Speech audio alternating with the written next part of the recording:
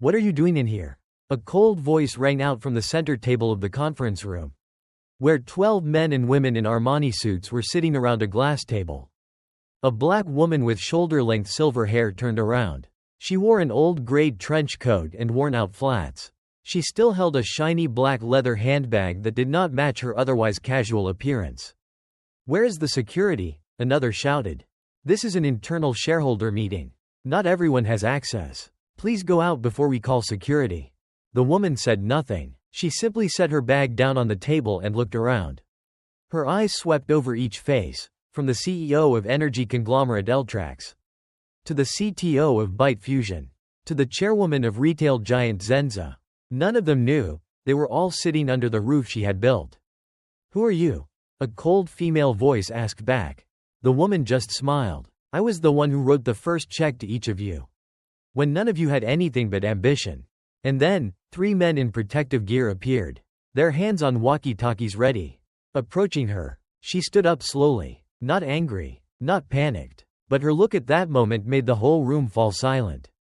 Then she quietly walked out of the large glass door. Harlem, New York, winter 1968. On 125th Street, a neon-lit street lined with old-school bus horns, a 13-year-old girl in a thin wool coat ran across the icy sidewalk. Her thin canvas shoes were worn and soaked with cold water. But Evelyn Mayfield paid no attention. She clutched a torn piece of newspaper, stuffed with a few coins and a piece of dry bread, all she had left after 3 days without her mother. Her mother, Loretta Mayfield, was a janitor on the city's subway system. She often worked the night shift to get paid overtime. But this time, 3 nights had passed, and no one had come home. No note, no news, and deep down, Evelyn knew something was wrong. Their small apartment, on the 3rd floor of an old building, smelled musty, had peeling walls, and the heater had died last year. Evelyn sat huddled in a broken wooden chair, staring into the darkness before her, clutching a small ledger, the only thing Loretta had left behind after teaching her daughter how to keep track of every penny they earned. Each penciled note was neat. Soap 25 cents, oil lamp 45 cents, rice $1. Evelyn reads free books at the library -$0 but worth more than $10. That night, Evelyn went to the police station. The officer on duty did not pay any attention to the little black girl in old clothes.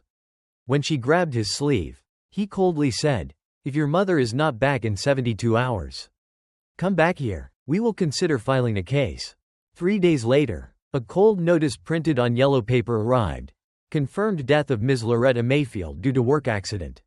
No legal next of kin to claim body. Cremated. Evelyn did not cry. She just stood there, frozen. It was as if every blood in her body had frozen. Orphaned childhood and the journey of wisdom. Life in a shelter for homeless children is not a nightmare, it is a constant, hidden storm. Each child carries an invisible wound. And each night is a silent battle for survival. Evelyn learned to hide a loaf of bread under her shirt when older boys walked by. She learned to walk slowly, quietly, without attracting attention, but the one thing no one could take away from her was her mind. She spent every minute in the Lenox Public Library, reading everything from old financial papers to biographies of Rosa Parks to books on household finances. She memorized spending charts like poetry. At age 15, Evelyn was taken by a social worker to a career orientation session at a community center. There, she met the man who would change her life, Kendrick Adams, a retired Jewish professor who had taught at NYU. Mr. Kendrick realized that Evelyn was not just good at math, she had an ability to see patterns in messy data. When he showed her a sample balance sheet, Evelyn glanced at it and pointed out the mistake in the bad debt section. When he asked her how she knew, she just shrugged, because if it was $1,200 last month and there was no recorded payment, it can't be $600. Unless the accountant is lying. He laughed loudly all that afternoon. Education does not come from degrees. With Kendrick's sponsorship, Evelyn attended Bronx College on a scholarship he paid for out of his own pocket. She studied during the day and worked the night shift at a grocery store to earn money for food. Evelyn was not a standout in class. She did not participate in discussion groups or raise her hand. But her grades were always perfect. And in investment analysis assignments, She often chose situations that many of her classmates dismissed as not promising. One day, the finance professor asked the class, "If you had $10, where would you invest it?" Most choose Apple, GE, or Exxon. Evelyn wrote, "I would start a micro-investment fund that would finance laundromats in low-income areas, places that have high cash flow rates but are rejected by banks because of their lack of credit scores." The paper was graded B with the comment, "unrealistic." Evelyn didn't object. She just quietly learned the only thing she needed. No one believes in novelty until it happens. The door opens from silence. After graduating, Evelyn worked as an accountant for a nonprofit organization that supported the Black community. She met hundreds of young people with business dreams, but none of them were approved for a bank loan. She saw herself in them. No Ivy League degrees, no mortgages, no name recognition. In 1987, at the age of 32, Evelyn decided to sell her mother's apartment and withdraw all her savings. The amount of money she had in hand, $1.832.000 USD. And with that money, she founded an anonymous legal entity called Seedfire Capital, a venture capital fund with the motto, "Invest where the market turns its back." Bronx, summer 1988. On a sultry late afternoon, the rumble of the garbage truck below echoed up to the attic where Evelyn sat hunched over her old laptop. The machine was sweltering hot and rattling like a broken sewing machine needle. But she kept typing, lines of financial notes appearing on the blurry screen. It was the 6th week since she founded Seedfire Capital, and the 6th week in a row that no one had shown up to the free investment consultation she had posted at the Bronx Library. She never sent out any advertisements.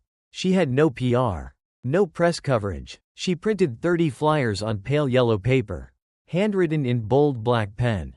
"Do you have a business idea but no one is funding it? Come see me." No paperwork, no credit check, just determination and a budget. Below are the landline dial numbers. Meet the first person. On the 43rd day, a young man entered the room. He was thin, wearing a dark t-shirt, sweat dripping down his back. He carried a torn canvas backpack and a handmade solar panel with plastic glue on the edge. "I'm Malik," he said, his breath coming in short gasps. "I saw that note you posted in the library. I have this." Evelyn looked at the panel, thick, rough, the solder joints sloppy, but his eyes were bright. Very bright. "What do you think it does?" she asked. "It can power LED lights and radios in my house. I make it from electronic waste. If I have money, I will open a workshop in the basement my father left me." Evelyn said nothing. She pulled out a leather notebook and a pen. "Write me a budget. I'll look at it." Malik smiled wryly. "I'm not good with numbers." "You don't have to be good. I will teach. You just have to be honest." 2 hours later, she handed him an envelope. Inside was a check for $7.500, Seedfire's first investment. In the upper right corner, she had written, "Testing phase, trust is the only asset. Opportunities do not come from banks." Evelyn didn't ask Malik to sign a contract to pay interest. Instead, she created a percentage-based profit-sharing model where if his revenue exceeded $1 after 3 months, he would give 5% back to Seedfire to continue supporting others. That model, later, became the symbol of Seedfire. 3 weeks later, Malik brought her a solar-powered LED flashlight. She set it on the table, staring at the soft yellow light like a toddler. 4 months later, Malik's small workshop had 2 employees. A year later, he signed a contract with a local community center to provide solar lights to low-income households. The unbelievers. From Malik's story, the name Seedfire began to spread by word of mouth. No fanfare, no social media, just word of mouth in coffee shops or bus stops. A young Asian woman came up with the idea of making organic cosmetics at home. A technician who was fired from a major company for lack of direction learned how to build a cheap temperature sensor. A single mother selling tacos from a cart wants to buy a second one. Evelyn met with each person, took notes on each plan, taught them how to write a balance sheet, how to keep 30% of the profits, how to register for a license. Seedfire isn't just about money. It's about school. And Evelyn is a quiet teacher, tough, patient, and never demanding gratitude. Opposed from within the community. Initial success also brought criticism. Some in the community called Evelyn a dreamer and a financial rule breaker. A bank representative once yelled at her at a community workshop. "You're teaching the poor to dream instead of teaching them that they will always be poor." Evelyn didn't answer. She just smiled. A smile as light as the wind. She knew she was planting seeds. Not everyone gets to see the plants grow tomorrow.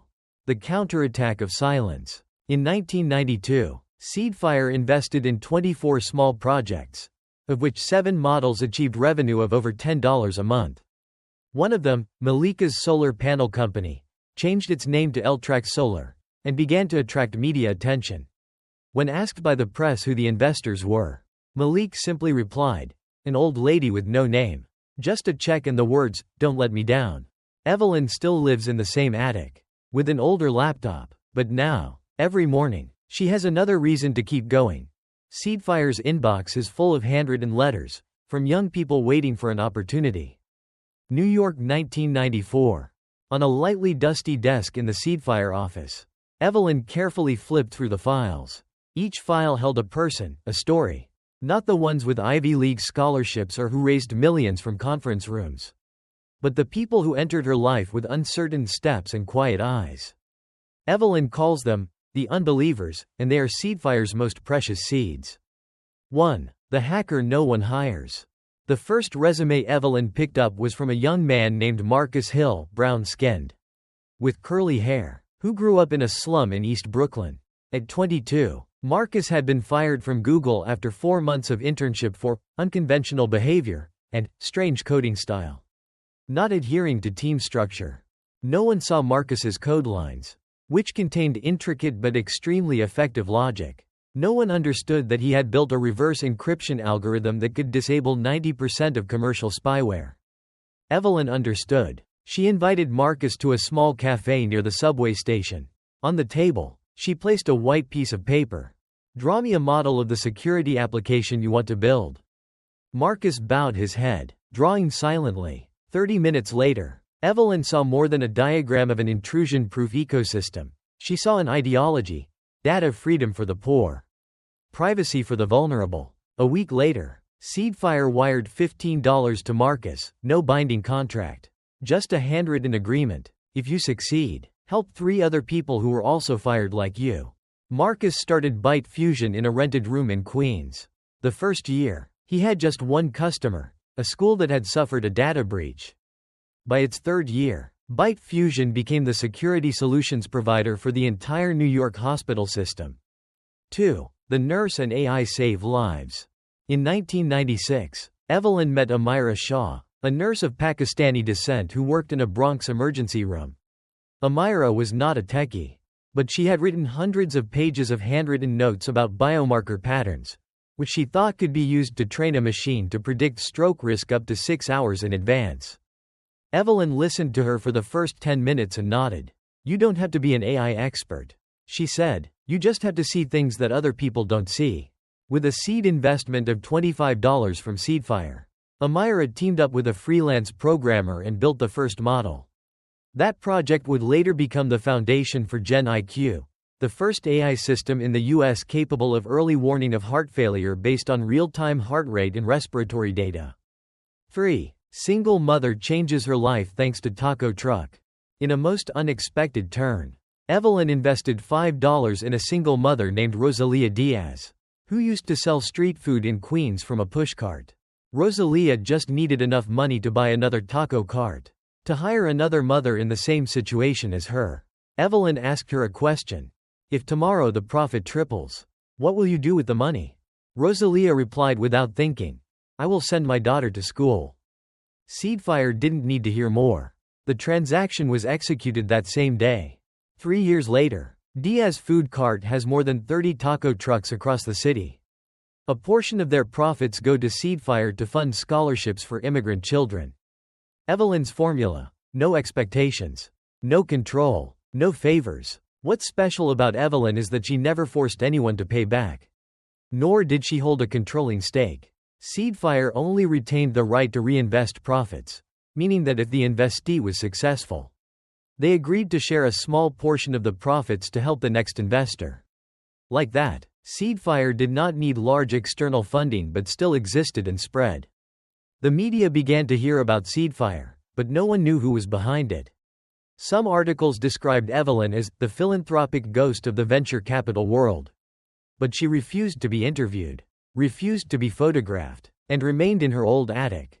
An invitation declined. In 1998, Fast Company magazine wanted to feature Seedfire on the cover of its special issue, 100 People Transforming the Startup Economy. The editor sent a letter to Seedfire's office. Evelyn responded with a single handwritten line. "I'm not changing the economy. I'm just bringing the rejected back to the table." She included a list of 27 names, all of whom had received funding from Seedfire, with the suggestion, "If you need an article, write about them." The editorial board agreed. The article ran the following week with the headline, "Those Whom No One Believed, and the One Who Believed Them First." New York, 1999. On Monday morning, Evelyn Mayfield walked into the Flatiron office building where Seedfire had rented a small floor to expand. She wore her usual pale gray trench coat and clutched her old leather satchel. No makeup, no assistant following her. She passed the receptionist. The young employee bowed, not recognizing her as the founder of the organization she had signed a probationary contract with last week. It wasn't a mistake, it was Evelyn's intention. Remove your name from Seedfire. Since Seedfire entered a period of hypergrowth, Evelyn has prepared a detailed plan to gradually withdraw her personal image from all legal, administrative and communication structures of the fund. She hired a private law firm in Chicago, to which she had no connections, to restructure Seedfire Holdings into an anonymous trust, with no declared beneficiaries. Just a 3-person interim board of directors she appointed, an accountant, a former teacher, and a student for whom Seedfire had helped pay for college. Within that system, Evelyn held a single power: the final veto on any investment over $50. And that power didn't even appear in any public documents. It was embedded in a triple-layer encryption system known only to her and her personal attorney. Why hide your face? Let them believe in themselves. Not in me, Evelyn told Mr. Kendrick in the last handwritten letter sent before he died. She understood that once Evelyn Mayfield's name appeared on the cover of a magazine, a part of Seedfire would die, the purest part. The part that made people dare to step forward because they thought they were standing next to a nonprofit organization. She has seen many angel investors become role models to look up to, and from their startups start chasing the spotlight instead of focusing on products, customers, and communities. Evelyn didn't want that. Seedfire was born to help the helpless, and to do that best, she, the founder, needed to become the shadow, passing Seedfire on to the next generation. In 2001, Evelyn hired Yvonne Green, a Jamaican woman who had graduated from community college and worked part-time as a librarian, to run Seedfire. Yvonne had no investment experience, but she had what Evelyn needed: intuition, integrity, and a listening heart. 3 years later, Evelyn handed over day-to-day management to Yvonne. She took a backseat, only intervening in high-risk cases. Seedfire's team has grown steadily: 8 full-time employees, a network of collaborators in 6 cities, a profit tracking system powered by a basic machine learning model, all built by people without flashy CVs, but with real determination. Corporations are born. In 2004, 3 companies that Seedfire initially invested in went public or merged. Byte Fusion, Marcus Hill's security company, was acquired for $400 million by an international data conglomerate. GenIQ, a medical AI system, receives $25 million in funding from the Federal Department of Health.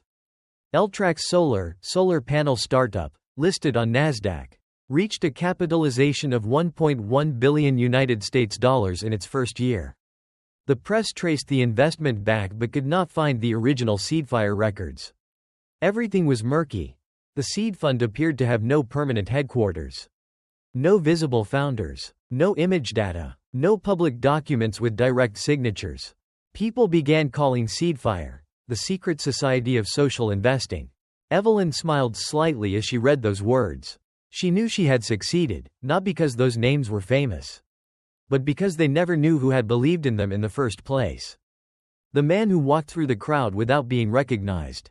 One afternoon in June 2006, Evelyn attended a technology conference in San Francisco, where 3 Seedfire subsidiaries were invited to speak on a panel. She sat in the back row, wearing a gray shirt and white scarf, a fake translator in her ear. On stage, Marcus Hill spoke inspiringly about the first person who dared to give him a chance. She was an angel in the dark, Marcus said, and I never saw her again after that first check. Evelyn smiled. No one knew she was sitting in the 19th row, the front row, and left before the show ended. New York, spring 2010. Seedfire's headquarters still sits quietly on a side street next to Riverside Park, nestled among the gleaming glass towers of the corporations it once spawned. Inside her 5th-floor office, Evelyn was watching the morning financial news when a headline flashed across the screen. Byte Fusion changes shareholder structure, removing veto power from early-stage investment funds. She put down her teacup, her hand shaking slightly, not because she was surprised, but because she had expected it 3 months ago. A chain of suspicious events. It all started when Yvonne, Seedfire's current CEO, reported that the shareholding updates of 3 of Seedfire's portfolio companies showed signs of tampering. Voting rights were reduced. Access to financial statements was restricted, and board meeting invitations were becoming less frequent. LTRAC sent invitations by fax instead of email, as if to delay the response time. Gen IQ merged with a foreign health fund without Seedfire's prior notice. Byte Fusion moved its headquarters to another state, cutting off all proxy voting rights. Evelyn ordered an internal audit. She sat quietly reading each report, full of numbers, timelines, additional regulations. Each line was like a needle stabbing into what she had believed. The children she had raised were forgetting who had first laid a hand on their shoulders. Memories of forgotten loyalty. She remembered the first time she met Marcus Hill, when he was just a fired programmer living in his mother's basement. Evelyn didn't ask if he had a degree. She just asked, "Are you willing to rewrite your destiny from scratch?" Now, he's a Forbes CEO 3 years in a row, and heads a committee trying to remove Seedfire's own veto power.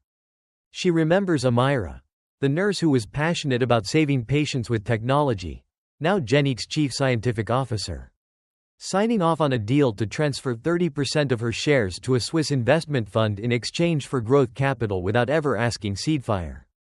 Perhaps, in their eyes, Seedfire had become too old, too slow, too anonymous, not attractive enough in the world of billion-dollar valuations. The silent return. Evelyn did not blame them, but she could not allow herself to remain silent. For years, she deliberately kept her real name hidden. Now, that has become an excuse for others to deny her existence. None of the new CEOs know who the woman who launched a generation of entrepreneurs is. She called Ronald Kim, the lawyer who had kept the original Seedfire documents from the early days.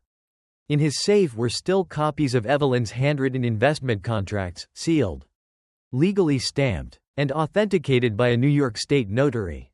"Can we activate anonymous beneficiary rights?" she asked. Ronald was silent for a moment. Then he said, "You have the right, but that would force you to reveal yourself." Evelyn nodded. "It's time to let them know who they're betraying." Letter of recall. The following week, 4 corporations received invitations from Seedfire. Call an emergency meeting of shareholders. Subject: review of the Articles of Association for the initial phase. Location: the Excelsior, Manhattan. Convener: honorary chairman of Seedfire Holdings. No one on the 4 companies' boards knew who the honorary chairman was. But the summons bore a valid power of attorney, and their lawyers confirmed that Seedfire remained a strategic shareholder. Some board members looked confused and worried. Is there another fund behind Seedfire? An anonymous tycoon? No one expected it. It was an old woman with gray hair, living in a small rented apartment in Harlem, still walking every day and making tea in an old ceramic kettle. Old dress and new steps. On the morning of the shareholders' meeting, Evelyn opened her small closet. She picked out a dark purple evening dress, the only one she had ever bought, for an awards ceremony she had never attended. Around her neck hung her mother's handkerchief, faded but still smelling of old soap. She walked into the lobby of the Excelsior Hotel, where crystal chandeliers glittered and men in sleek suits were scrolling through their phones waiting for meetings. No one recognized her. A security guard even came up. "Excuse me, Are you lost in your room? Evelyn smiled. She opened her bag and took out the card. It read, Seedfire Holdings, Honorary Chairman, Evelyn Mayfield. The guard paused. She walked through, straight into the glass room where everything had been built with the checks she signed, and where they were about to push her out. The Excelsior Hotel, Manhattan 42nd floor shareholder meeting room. What are you doing in here? A cold voice rang out from the table in the middle of the conference room, where 12 men and women in Armani suits were sitting around a glass table. A black woman with shoulder-length silver hair turned around. She wore an old gray trench coat and worn-out flats. She still held a shiny black leather handbag that did not match her otherwise casual appearance. Where is the security? Another shouted. This is an internal shareholder meeting. Not everyone has access. Please go out before we call security. The woman said nothing. She simply set her bag down on the table and looked around. Her eyes swept over each face, from the CEO of energy conglomerate Eltrax, to the CTO of Byte Fusion, to the chairwoman of retail giant Zenza. None of them knew. They were all sitting under the roof she had built. Who are you? A cold female voice asked back. The woman just smiled. I was the one who wrote the first check to each of you, when none of you had anything but ambition. And then, 3 men in protective gear appeared, their hands on walkie-talkies ready. Approaching her, she stood up slowly, not angry, not panicked, but her look at that moment made the whole room fall silent. Then she quietly walked out of the large glass door. The silence of forgotten power. Evelyn left the room without looking back. No one followed. No one asked any questions. They just sat there, exchanged a few puzzled glances, and then quickly resumed the meeting, as if she had never been there. As if there had been no aftershocks. But inside, Evelyn's every word left a small crack in a seemingly sturdy pane of glass. As for her, as she walked down the long red carpeted hallway, she kept her back straight, her hands clutching the strap of her bag as if holding onto her own past. Seedfire office 48 hours later. Evelyn sat in her old office, facing the computer screen that housed Seedfire's internal management system. She typed in a triple security passcode, a string of her mother's birthday numbers, an IRS code from 1987, and a code taken from a Langston Hughes poem. Access granted. She opens the Shareholding Control Center tab. In it is a list of the assets Seedfire holds, not just shares, but special veto rights signed into the first stage of the companies. Byte Fusion Holdings. 11.5% Class A shares, of which Seedfire retains 100% veto power over decisions related to core technology transfers. Eltrax Solar. 14.2% preferred shares, with terms to coordinate development strategy for the first 5 years. Gen IQ. 9.8% co-founder stake, with the initial condition that temporary management rights can be restored if Seedfire proves there are signs of financial misconduct. She clicked the Trigger Standby Clause button, a special function that had not been used in nearly 20 years. Wake up call. As soon as the command button is activated, the system automatically sends an email to the supervisory board of each company, with a special meeting call. Effective immediately. Freezing all merger proposals and share transfers for 14 days. She also included legal documentation, the original, state notarized, seed investment agreement handwritten by Marcus Hill, Amira Shah, and the original co-founders, confirming that Seedfire was not only an investor, but also a financial co-founder. The last letter with real name. Evelyn wrote a letter by hand, not by email, not by secretary. She used a letterhead. Seedfire Holdings, Office of the Founding Benefactor. And she signed, Evelyn Loretta Mayfield. For the first time in nearly 30 years. The name was used in official documents. Email content. I never asked for credit. But I won't let you cut off my roots just because they're no longer glamorous. Seedfire is not a shadow to block your light. It is the root. And if you want to cut it down, remember that a tree without roots cannot stand in a storm. Unexpected media wave. Less than a week later, an internal memo leaked to the startup's social media. Seedfire's mysterious founder is officially back. Evelyn Mayfield, the unknown woman who has funded over 70 startups and now controls key stakes in 4 multinational corporations. The news spread quickly. TechCrunch and Forbes both wrote profiles of Seedfire. Evelyn's name appeared in hundreds of news headlines. But she still did not give any interviews. She still drank tea every morning. She still walked home like every day. But this time, her eyes were sharper, as if she knew that the children had grown up enough to reject their second mother. Seedfire headquarters 5th floor meeting room. On Wednesday afternoon, the sky in New York was gray. Clouds hanging heavy over the skyscrapers. Inside Seedfire's simple mahogany conference room, a place that once hosted unlikely people, was packed with representatives from 4 of the companies that had been born there. The CEOs of Byte Fusion, Gen IQ, Eltrax, and Zenza, for the first time, sitting together without the interference of the media, strategic advisors, or lawyers. On the table, there were no slides, no investment proposals, just a pot of hot tea and a thin file placed in the middle. The door opened. Evelyn entered, quietly, without introduction. They all stood up, not out of politeness, but out of lack of what else to do. Her eyes moved from person to person, slowly, steadily, as if she were looking at the faces of children who had once been in her arms.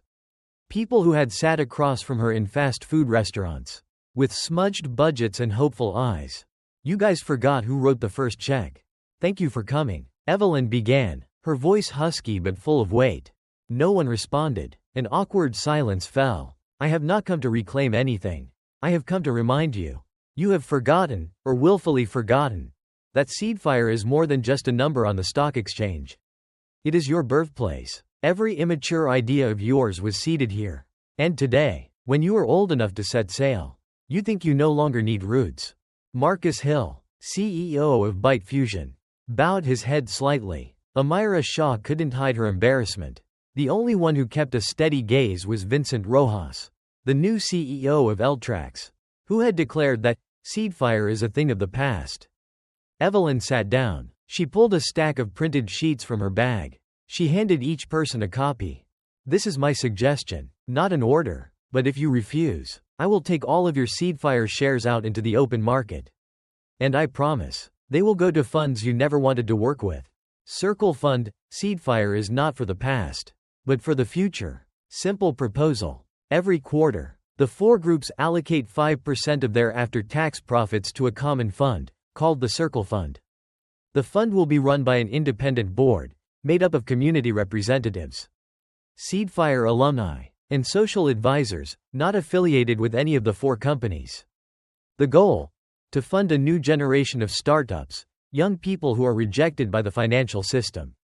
Just like they were. Seedfire does not play an executive role, only an observer and a spiritual sponsor. All funding from the fund must adhere to the principle, no collateral. No prejudice, no forced return. This is not an investment, Evelyn said. This is a gift, and a way for you to remember who you were. Reaction. Quiet, tense, and changing. Vincent Rojas, the most vocal opponent of Seedfire's intervention, was the first to strike back. "With all due respect," he said, "we run multi-billion-dollar companies. 5% profit is no small thing." Evelyn looked straight at him. 5% is nothing compared to the 100% I gave you when you had nothing." No one said more. Then Marcus Hill spoke up. "I got $7.500 from Seedfire. I didn't have a bank account. I didn't have a house. If I said no today, I don't deserve to be in this position." Amira Shah nodded. "I agree." Vincent looked at them, then turned to Evelyn. "But if we do agree, Seedfire also needs to be transparent. We wouldn't put millions of dollars into a fund without financial reporting." Evelyn smiled, as if she had expected it. "The Circle Fund will be audited by 3 independent nonprofits. Quarterly reports will be made public. But you guys, don't interfere with who gets funded. We don't want a new generation of startups to have their credit scores checked." The first nod. The meeting lasted nearly 3 hours. In the end, all 4 CEOs agreed to sign the proposal provisionally, pending formal board approval. But they knew this would happen. Evelyn stood up, bowed her head slightly. "You have come further than I ever thought possible. And I am glad for that. But don't let success uproot you. Every tree needs deep roots to grow tall." Then she left the room as quietly as she had come. Behind her, for the first time in years, those who had despised Seedfire looked down at the papers, as if looking into a mirror reflecting their own past. New York, 3 weeks after the meeting at Seedfire. It was getting dark. The yellow lights from the buildings shone down on the people bustling on 6th Avenue. A large banner hung across the facade of the Intercontinental Hotel, clearly showing the words, Circle Fund Announcement Ceremony, founded by Seedfire and 4 technology corporations, for a generation of startups without barriers. Below, a row of audience members, journalists, Seedfire funders, CEOs, government officials, and minority startups from across the state filled the room with light, but amid all the glitz, the only founder on the speaker list was nowhere to be found. No need for a microphone. Evelyn arrived early. She sat in the back row, wearing black-rimmed glasses and a thin cardigan, blending in perfectly with the crowd. No one recognized her. No one asked her questions. She didn't need to. As the MC introduced the first speaker, a young girl stepped onto the stage. She was thin, petite, with shoulder-length curly hair, wearing a neatly ironed white shirt. She said, "My name is Janelle Barks. 3 years ago, I was rejected from 12 banks for loans because I didn't have a guarantor.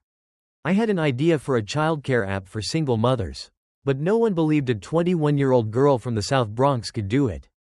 One day, I got an email from an organization I had never heard of, Seedfire. They offered me $5, no collateral, no transcripts. All I needed was a written commitment that if I succeeded, I would help others." The whole hall was silent. Today, my app has served over 6,000 moms in 8 states. And I'm here to say, no one should judge someone's dreams just because they wear cheap clothes or live in a poor district. Janelle bowed. The crowd stood and applauded.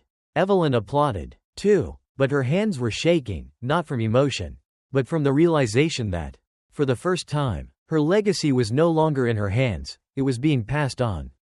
Circle Fund Council established. During the ceremony, the 4 corporations officially announced an initial fund contribution of $15 million and pledged to maintain a quarterly profit-sharing ratio. The executive board was introduced, consisting of 7 people, 2 representatives of the startup community, 2 independent social investors, 2 Seedfire alumni, and 1 special person holding an honorary role, Yvonne Green, current CEO of Seedfire. Evelyn nominated Yvonne for that role. "I never needed my name attached to a legacy," she wrote in a letter to the board. "I just wanted to make sure it wouldn't be distorted when I was gone." Back to where it all began. The next morning, Evelyn left her Harlem apartment carrying a brown paper bag containing her mother's budget book, the only thing she had from those early days. She arrived at the bus stop and waited as usual. The wind was chilly, but the warm spring sunshine filtered through the trees. On the chair next to her, she placed her notebook, opened it to an old page, and read, January spending. Rice, 95 cents. Writing paper for Evelyn, 25 cents. Send to church charity, $1. Equals greater than never give when you have too much, but give when you have too little. Evelyn read the line again as if it were the first time. Her eyes filled with tears. But she did not cry. The will of a man who left nothing to himself. That evening, she called Ronald Kim, her former lawyer, to the apartment. She said, "I want to write a will. Leave nothing to anyone. I want Seedfire to remain open-ended. Unbequeathed, unsellable, unbuyable." Ronald nodded. He had been waiting for this for a long time. Evelyn wrote each line by hand. "I, Evelyn Loretta Mayfield, leave all of my ownership in Seedfire Holdings to Seedfire. No individual, including family members, has any right to inherit or withdraw from it. It is not the assets I leave behind. It is the trust that needs to be continued. Last call." A few days later, Evelyn called Janelle, the girl who spoke at the launch, to Seedfire. She gave her an envelope. "Keep it, whenever you feel like you need to help someone like I helped you. Open it." Janelle hesitated. "Should I know what's in there?" Evelyn just shook her head. Her eyes gentle. Faith does not need to know in advance. It only needs to begin. Harlem, 6 months after the launch of the Circle Fund. On an autumn morning, the gentle sunlight fell through the windows of the second-floor apartment where Evelyn Mayfield had lived for more than 40 years. The scent of peppermint tea still lingered in the air, but the room was strangely quiet. On the small wooden table by the window was a small pot of cactus, just starting to bud. Beside it was an old notebook, her mother's checkbook. And in the armchair was Evelyn. asleep, her hand resting on the edge of the notebook, as if she had just dozed off after rereading the familiar words. Never give out of abundance, but out of lack. That morning, Yvonne Green, Seedfire's managing director, knocked on the apartment door as usual to deliver the weekly report. There was no answer. When Yvonne entered, Evelyn was still sitting there, silent, her eyes closed, her face peaceful as if listening to an old song echoing from within her memory. She passed away, as quietly as she lived. No funeral, no portrait, just a message. In her will to attorney Ronald Kim, Evelyn wrote, "I don't want a funeral. Use the money from the funeral, if there is any, to print 10,000 Circle Fund flyers and distribute them to students in low-income high schools. Don't erect a statue of me. Don't put my name on a plaque. Put the names of the people you're going to help next." Yvonne finished reading the letter. Saying nothing, she nodded silently, and then began to carry out each of the tasks. A few days later, the Seedfire office posted a short notice on Evelyn's door. "The sower has gone, but the seed still grows, still blooms, still spreads." Silent wave of remembrance. There were no special reports on CNN, no trending hashtags, but across the country, people who had received support from Seedfire began sharing their stories. A Texas tech engineer hangs a picture of an unknown, silver-haired woman next to his desk and writes, "I am here today because that hand once touched my shoulder." An Oakland high school student saw a flyer for the Circle Fund in the public library and decided to submit an idea for an app to teach children with autism. He didn't know who Evelyn was. But he knew, someone had opened the door for me. On YouTube, a TEDx talk by Janelle Barks titled, "I Am a Circle, the Story of a Gift That Needs No Return," has reached over 2 million views in 2 weeks. The story is told, not by her, but by them. 5 top CEOs who were Seedfire students began incorporating Evelyn's story into their speeches at major conferences. Marcus Hill, CEO of Byte Fusion, revealed her full name for the first time on stage at Web Summit Lisbon. "I don't know if Evelyn Mayfield likes technology. I don't know if she understands algorithms. But I do know that she's the only person who has ever said to me, 'You don't have to talk about yourself. Let the product do it for you.' And today, that product protects data for millions of people around the world. Small corner of the wall becomes a place of pilgrimage." A year after Evelyn's death, the Seedfire office opened for tours every Saturday afternoon. Her office remained as it was, unrenovated, unpainted. There was only an old chair, a potted plant, and her mother's notebook on the desk. People don't take pictures or selfies. They come, sit quietly for a few minutes, read a few lines in the notebook, then walk out with sparkling eyes and one thought: "I won't wait until I'm rich to help others." A learning program named after Evelyn, Bronx Community College, where Evelyn studied, launched a new program. The Evelyn Mayfield Program in Ethical Investing and Community Regeneration. The curriculum doesn't just teach finance, it teaches how to listen, how to invest in people. Every final year student must complete a community startup project, not for grades, but because a circle should not be closed. Evelyn's last letter. 5 years after her death, Yvonne received a package, sent from a secure mailbox Evelyn had rented. Inside was a handwritten letter. The handwriting still firm. "If you are receiving this letter, it means I am long gone. And if you are still at Seedfire, read this aloud to everyone on the 10th anniversary." Yvonne did just that. At the Circle Foundation's 10th anniversary celebration, she stepped up to the stage, opened the letter, and read, "Children, remember, a check can't change the world, but the heart that goes with it can.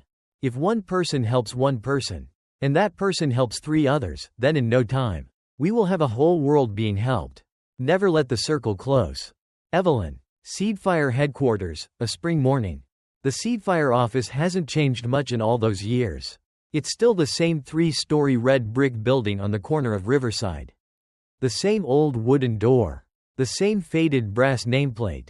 And the same bougainvillea that drapes the facade like a summer shawl. Janelle Barks, now a senior advisor at Seedfire, set her laptop bag down on the wooden desk that had once been Evelyn's. The only photograph hanging on the wall was of a sapling growing out of the dirt, with the caption, "Sow your seed in time, and let the wind do the rest." Today is a special day. Not because of a media event, Not because of a recognition or an IPO, but because the office is getting a new guy, not a ready-made entrepreneur, but a kid who can't even spell finance correctly. One door, one child, one idea. 10:03 a.m. A light knock sounded on the door. Janelle stepped out. Standing before her was a brown-skinned boy with braided hair and red streaks.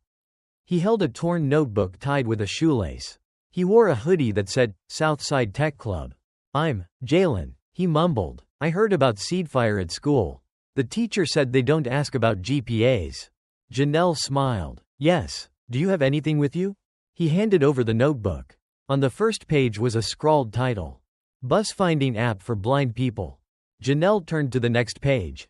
There were pencil drawings, short but intelligent explanations, a navigational chart, some audible and vibrating signals. She asked, "Who taught you these things?" "No one," Jalen replied, his voice very small. "My mom is blind. I just want to do something to help her." The last seed. 2 hours later, Janelle returned to the office with an envelope in her hand. Inside was a check for $5. Identical to the one Evelyn had given her, not for the money, but for what it represented: unconditional trust. Jalen looked confused. "I don't have a bank account." Janelle nodded. "I didn't either when I got my first check." "Don't worry. I'll help you open an account. Teach you how to use a spreadsheet. Budget. Write a plan. But this idea, you have to keep it intact. Because it comes from the heart." The boy hugged the notebook tightly, nodding without saying anything. Evelyn's anniversary, but no one mentions her. 3 months later, at the Circle Fund's 15th anniversary, there was a small event at the Bronx Public Library. There was no stage, no big lights, just a circle of wooden chairs where Seedfire recipients sat and told each other their stories. A single mom told of the day Evelyn came to her house just to ask, "What do you need to sell 30 more tacos a day?" A senior engineer said that when he was fired from the company, he thought about committing suicide, until he received an email from Seedfire with the subject line, "We need you, even though no one else does." A young woman recounts the moment she received a $3 check from a silver-haired woman who did not introduce herself and left only a card. "Just go. The road will open itself." No one mentioned Evelyn much, but her name seemed to be quietly present in every sentence. Jalen and the first day of the workshop. A year after receiving the investment, Jalen, now 14 years old, took the stage at Seedfire's Innovation for Community conference. His hands were shaking, but his voice was clear. "I don't know the technical terms, but I know my mom needs to know when the bus is coming. And I think, if my mom needs it, then surely thousands of people need it too." Down in the pews, Janelle smiled. She remembered the first time she had trembled in front of Evelyn. Flustered when asked, "Who will you help if you succeed?" She answered that one. Now it was Jalen's turn. A real circle. Seedfire today has offices in 9 cities, over 400 startups backed, and a revolving fund of over $120 million, all while still operating on the same original principles. No forced return. No degree required. No limits on geography, race, religion. Always ask the person asking for help one question only: if you succeed, who will you help? On the wall of the headquarters, right in the main hallway, there is a small glass pane, behind which is a worn notebook, Evelyn's mother's spending book. Below is a gilded inscription. Not Evelyn, not Seedfire, not you, not me, but it is us. The circle will never close. Evelyn Mayfield, the old African-American woman once kicked out of the boardroom for being irrelevant, now lives in the memories of thousands of people she never met, in companies she never ran, and in dreams that began in her heart. She left no bronze statue, no autobiography, no top 100 list, but she left something that nothing can replace. Believe in those no one believes in.